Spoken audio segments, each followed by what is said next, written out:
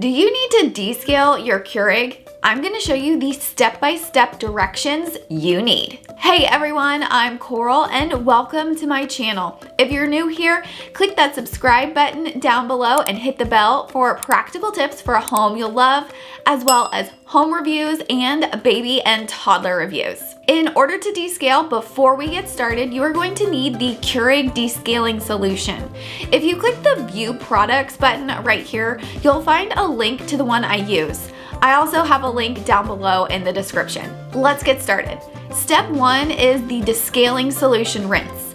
First, empty out the water reservoir and remove any K-cup pods from your brewer. Pour the whole bottle of the Descaling Solution into the water reservoir.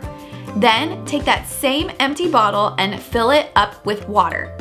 Pour that into the water reservoir as well. Replace the water reservoir and place a large mug on the drip tray to collect the liquid. Next, we are going to activate the descale mode. If you've descaled your Keurig before and your descale light did not turn off, this is likely the step that you missed. To activate descale mode, you need to power off the Keurig first.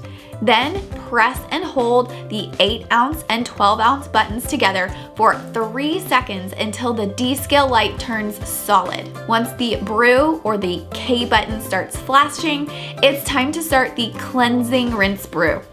Press the brew button to get it started. The water will then start dispensing. When the machine stops, empty the contents of the mug into the sink. Then replace the mug and repeat the cleansing rinse process until the add water light turns on. Now, if your add water light does not turn on like my Keurig does, you're just going to repeat this process until the water reservoir is empty. Step 2 is rest. Once the add water light turns on or your water reservoir is empty, let the Keurig sit for 30 minutes to break down any buildup inside of the machine. Step 3 is the fresh water rinse. Empty the water reservoir and give it a thorough rinse to remove any residue. Fill it to the max fill line and replace the reservoir. Press the brew button to start the fresh water rinse. You're going to repeat this process until you run at least 12 rinsing brews. So you're going to need to refill the water reservoir a few times. This process ensures that any remaining descaling solution is thoroughly flushed out. If you follow these steps, this should make your descale light on your Keurig turn off. However, if your Keurig is like mine and your descale light does not turn off after you have followed these steps, you just need to unplug your Keurig from the wall for about 10 seconds and then plug it back in. This will make the light turn off. Step 4 is optional, but something that I do like to do after I descale, and that is wipe down the Keurig and wash the water reservoir and the drip tray.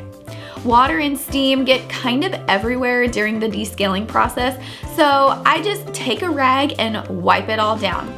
Then I fill the sink with soapy water and thoroughly wash the water reservoir and the drip tray, rinse them, and then put them back on the Keurig. And there you have it. Your Keurig is now descaled and ready to brew your favorite cup of coffee. Descale your Keurig regularly to keep it in optimal condition and ensure the best tasting coffee. If you found this video helpful, don't forget to like and subscribe, and you can also click right here for more coffee related content. Thanks for watching, and I'll see you next time.